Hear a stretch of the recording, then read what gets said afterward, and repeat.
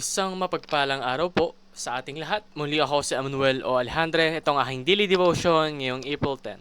And we are going to talk about something very heavy. Why is everyone a hypocrite? This is about David and Nathan. Now, to start things off, yung hypocrite, ito yung mga taong pumupuna ng mali ng iba habang hindi nila nakikita yung kamalian nila. And sadly, we are all guilty of this. There are times, most times actually, many times, na ginajudge natin yung ibang tao, but we fail to judge ourselves. And it's very saddening. Kasi kayang-kaya nating punahin yung pagkukulang, yung mga kasalanan ng iba, pero hindi natin kayang itama o punahin yung sarili nating kasalanan. And nangyari yun kay David. Now, sa 2 Samuel chapter 12 verse 1, and the Lord sent Nathan to David. Nathan was a prophet. He came to him and said to him, there were two men in a certain city, the one rich and the other poor. The continuation of the story is yung rich person, maraming ari-arian. Sobrang dami. Pero yung poor person, meron lang siyang isang alagang tupa. And yung alagang tupa niya na yon, he treated it as a domestic pet. Kumbaga, inalagaan niya, pinakain niya, minsan nga nilalambing niya pa, no? Then, one day, the rich man had visitors. And so, of course, the rich man had to feed those visitors. And the meat that he used to feed those visitors was not something that he bought off of the market. Ang ginawa niya, nagnakaw pa siya doon sa poor person na merong iisang tupa lang. And ginamit yung lamb na yon to feed those visitors of the rich person. Ngayon, nung narinig to ni King David, nagalit siya. Sabi niya, grabe naman to.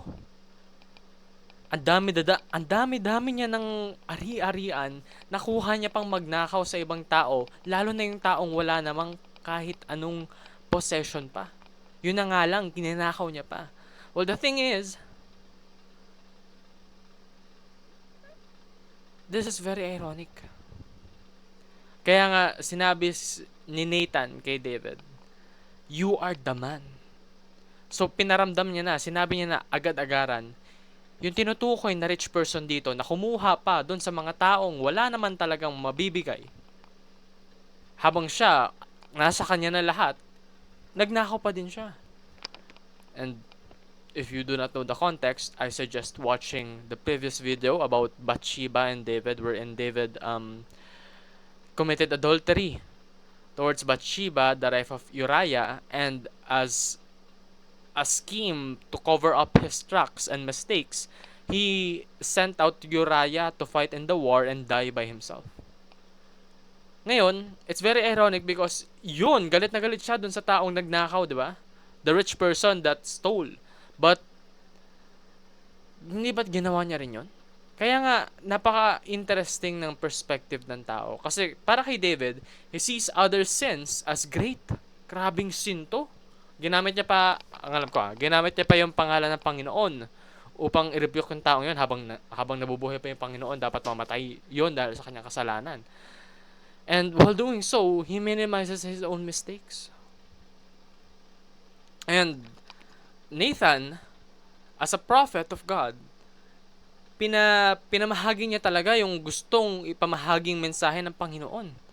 He fearlessly spoke the truth in front of power. Si David, hari siya. Kayang-kaya niyang patayin si Nathan, gaya ng ginawa niya kay Uriah. Kasi nga naman, sobrang blessed ng buhay ni David. Kumbaga, yung Panginoon laging nasa sa kanya. He was always victorious, and that was because of God. Kaya nga, hindi mo maikukubli na God blesses people beyond what they can imagine. Pero hindi pa sapat yun kay David. He wanted more. He took someone's wife away from them. Kung gugustuhin naman ni David, bibigyan siya ng Panginoon, siguro naman, ng babaeng magmamahal ng tunay sa kanya at mamahalin niyang tunay din. But he did not do that. But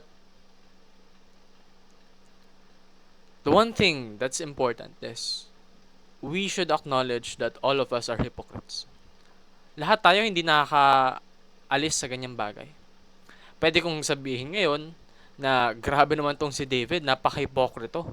Siya nga gumawa ng gantong bagay, bakit niya kayang husgahan to? Well, that's just me also being a hypocrite. I have done many things that I have regretted. I have sinned.